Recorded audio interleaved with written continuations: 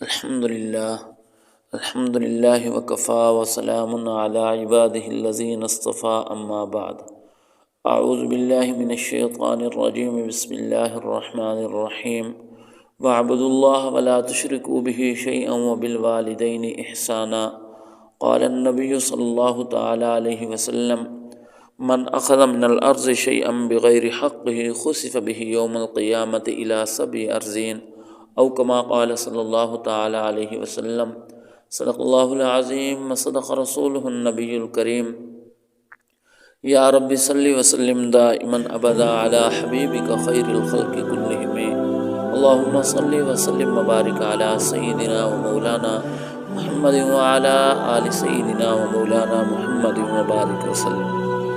معزز سامعین، واجب الاحترام دوستوں، بزرگوں اور نوجوان ساتھیوں، اسلام میں 2 طرح کے حقوق ہیں۔ ایک وہ حقوق ہیں جو اللہ کے بندے کے ذمے ہیں، جیسے نماز ہے، روزہ ہے، حج ہے، زکوٰۃ ہے، ان کو ہم حقوق اللہ کہتے ہیں۔ ایک وہ حقوق ہیں جو بندے کے ذمے ہیں، جن کو ہم حقوق العباد کہتے ہیں۔ تو ہماری شریعت کے اندر حقوق اللہ کی بھی بڑی اہمیت ہے، لیکن حقوق العباد کی بہت زیادہ اہمیت بیان کی گئی ہے۔ رحمت کائنات صلی اللہ علیہ وسلم نے ارشاد فرمایا، اگر میری پوری شریعت، میرے پورے دین کے 4 حصے کیے جائیں، ان میں سے ایک حصہ حقوق اللہ ہے اور 3 حصے حقوق العباد ہیں، یعنی 3 حصے حقوق العباد کی اہمیت بیان کی گئی ہے۔ حقوق العباد میں اب سرسری طور پر یہ بیان ہوگا، ورنہ تفصیل تو بہت زیادہ ہے۔ حقوق العباد میں والدین کے حقوق ہیں، حقوق العباد میں اولاد کے حقوق ہیں، حقوق العباد میں بندوں کے حقوق ہیں، حقوق العباد میں بیوی کے حقوق ہیں، حقوق العباد کے اندر میاں کے حقوق ہیں، حقوق العباد کے اندر پڑوسی کے حقوق ہیں، حقوق العباد کے اندر امیر کے حقوق ہیں، غریب کے حقوق ہیں، مسلمانوں کے حقوق ہیں۔ بہت زیادہ تفصیل کے ساتھ حقوق العباد کو ہماری شریعت کے اندر بیان کیا گیا ہے۔ رحمت کائنات صلی اللہ علیہ وسلم جب اس دنیا فانی سے، ظاہری دنیا سے پردہ فرمانے لگے، تو رحمت کائنات صلی اللہ علیہ وسلم نے 2 طرح کے حقوق بیان فرمایا۔ حقوق اللہ کو بھی بیان فرمایا اور کچھ حقوق العباد کو بھی بیان فرمایا۔ الصلاۃ، فرمایا نماز نہ چھوڑنا، یہ حقوق اللہ ہے۔ وما ملکت یمینک، اور اپنے ماتحت لوگوں کا خیال کرنا، یہ حقوق العباد ہے۔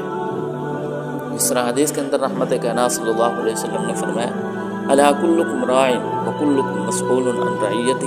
حقوق العباد کی اہمیت کو بیان فرمایا ہر گھر کے سربراہ سے اس کے ماتحت لوگوں کے متعلق سوال ہوگا کہ دنیا کی چیزیں ہم ان کو دیتے ہیں، دنیا کی ہر پریشانی کو دور کرنے کی کوشش کی جاتی ہے، اس لیے کہ وہ گھر کا سربراہ ہے، ان کی روزی، ان کا رزق، ان کی تمام چیزیں اسباب کے درجے کے اندر میرے ذمے ہیں، گھر کا سربراہ یہ تو جانتا ہے۔ لیکن ان کی دیکھ بھال کرنا، جس طرح قرآن مجید کے اندر اللہ رب العزت فرماتے ہیں یا ایھا الذین آمنوا قوا انفسکم واہلیکم نارا، یہ بھی والدین کی ذمہ داری ہے، یہ بھی سرپرست کی ذمہ داری ہے، یہ بھی استاد کی ذمہ داری ہے، یہ بھی پیر کی ذمہ داری ہے۔ اس لیے آج ہم حقوق العباد کے اندر ہمارے اندر بہت زیادہ کوتاہیاں پائی ہیں، اس لیے ہمیں اس کے اندر غور و فکر کرنے کی ضرورت ہے۔ رحمت کائنات صلی اللہ علیہ وسلم نے ارشاد فرمایا، من اخذ من الارض شیئا بغیر حقہ خسف بہ یوم القیامۃ الی 7 ارضین۔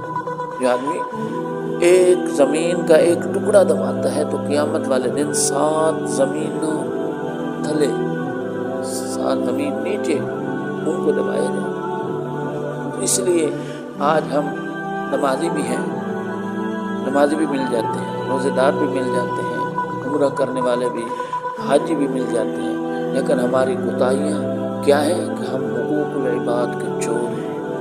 رحمت کائنات صلی اللہ علیہ وسلم نے ارشاد فرمایا، کل قیامت والے دن ایسے آدمی لائے جائیں گے، جب آئیں گے تو ان کے پاس نیکیوں کے پہاڑ ہوں گے، لیکن جب فیصلہ ہوگا تو جہنم کا۔ اس کی وجہ کیا ہے؟ انہوں نے لوگوں کے حقوق اتنے دبائے ہوں گے۔ رحمت کائنات صلی اللہ علیہ وسلم نے حجۃ الوداع کے موقع پر فرمایا کہ صحابہ، آج کسی نے مجھ سے بدلہ لینا ہو تو لے سکتا ہے، حالانکہ ہمارا ایمان اور عقیدہ ہے۔